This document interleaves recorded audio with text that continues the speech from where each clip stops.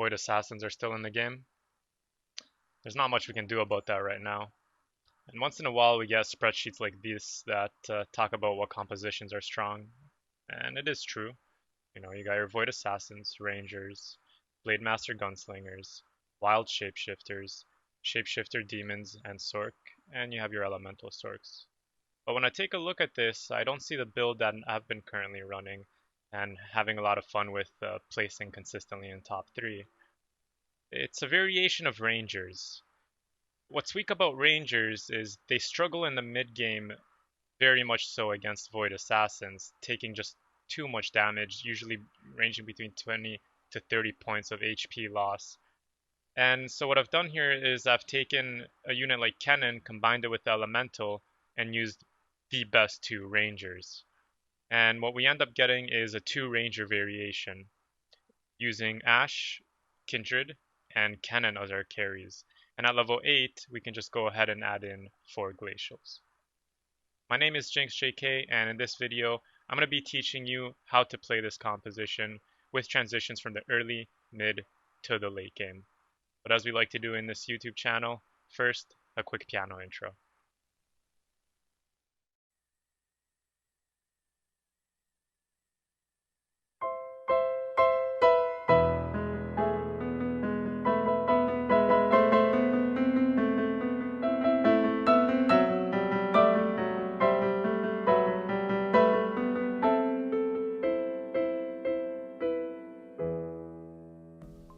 First, I want to quickly talk about itemization. You want to equally prioritize the Kennen and the Ashe, as Kennen will help you against Void Assassins, and Ashe will help you in that late game. So you're looking for the Guardian Angel and Morello as your main pieces on Kennen, and as a third item, ideally you would like the Darkin. And on Ashe, the 2 best items by far on her are the Ginsu's Rageblade and the Runon's Hurricane. Now, I really like the Dragon's Claw in most cases because you will always have some type of sorcerer in the lobby. Next, going into the late game, you want to make sure you get a Hush on the Kindred to help you with Shapeshifters. And then you want to add in a Guardian Angel, the second Guardian Angel after the Kennen, into your Sejuani. Now what I want to do talking about this transition is I want to work backwards from this build. So let's drop down to level 6. And at this stage of the game you probably haven't found the Sejuani and Kindred, so we're going to place those with more likely knights that we'll be using. And that will be either the Varus or the Vayne, whichever one you want, what you found first. And this is what it's going to look like at level 6. You want to use a 2 knight opener, and then with whichever units you found, either the Kennen, Lysandra, maybe you have both. Now, something else I've also really been liking is a 4 knight opener. The 4 knights have usually been able to get me a win streak all the way up into the mid game, pushing into that late game. So go ahead and you can use those 4 knights as well, being the Darius and the Poppy. And then as you start getting your elementals and pieces that will eventually replace these, we can go ahead and look to do that transition. So once the Kindred is found, we look to get her in. Adding in that Phantom early on is super powerful. Now as you start finding the elementals, you want to start getting that glacial bonus in with the Lysandra. And then as soon as the Brand and Kennen come online, you want to look to get that elemental buff for a really big mid-game power spike. And from this point on, you're just looking to eventually add in the Sejuani. And from level 7, you'll be able to just econ using this composition to get you to level 8 and add in that final glacial being the Braum. Now what I really like about this build is just how flexible it is, because let's talk about some different scenarios. If you're not finding the Rangers, you can go into Elemental Sorcerers. If you're not finding the Elementals, you can go into your standard Korean Rangers. I once had a game that I was not finding Sejuani or Brand at all, but the game gave me Gnar, so I ended up using Yordles instead.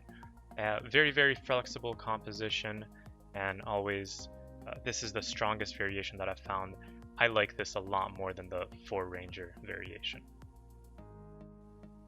So let's look at positioning. In the mid game, you just want to look to position in a way that's good against most builds. So we have our 2 fodder units, the Braum and the Mordekaiser. They're here for the assassins, as a bait for them to just meet shields. The assassins will be jumping here and here, buying you a little bit of time. And now what you want to do is scout to see where the majority of players in the lobby are. If they're to the left, you're going to be following with your Sejuani, put that right in front of them to get a really good ult. If they're to the right, you're going to do it like this.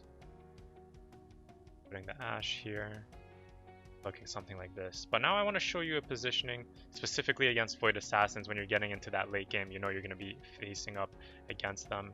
And this is the position that I've found works against them well, and I've actually been able to beat them. So what you want to do is you want to bring your Rangers up in the middle. And we're going to be bringing, always putting Braum and Ashe right beside the Kindred. We're going to be swapping these two because what happens is, usually it's just the Rex side that's the visible unit. And you don't want the Sejuani to just be ulting the Rex side. And now you want to scout and see where their strongest assassins are jumping, that usually being the Kassadin 3. If he's jumping to the right, you want to follow with your 2 units in the corner here, the 2 fodder units, Sejuani and Lissandra, and you also want the Kennen on that side. If the strongest assassins are jumping here, you just swap these 3, bring them over here, and this is the position that I've found works against Void Assassin. Let's quickly talk about what happens if you find an Anivia early. Because with the Anivia, it allows you to actually get 4 Glacial online at level 7. And what you want to do from this point is just look and see which of these 2 elementals has not been upgraded. If your brand is still a 1 cost, go ahead and use the Anivia, giving you 4 Glacial at level 7. If your Kennen does not have any items and is still a 1 cost, then we definitely want to use the Anivia instead of the Kennen. Now let's look at the extreme late game, potentially going into that level 9. We're going to put the Kennen back in here with our Braum. So you can definitely just look to add in Guardian over here. And you want that to look something like this. We'll bring the Kindred over here. And so this is at level 9, 1, 2, 3, 4, 5, 6, 7, 8, 9.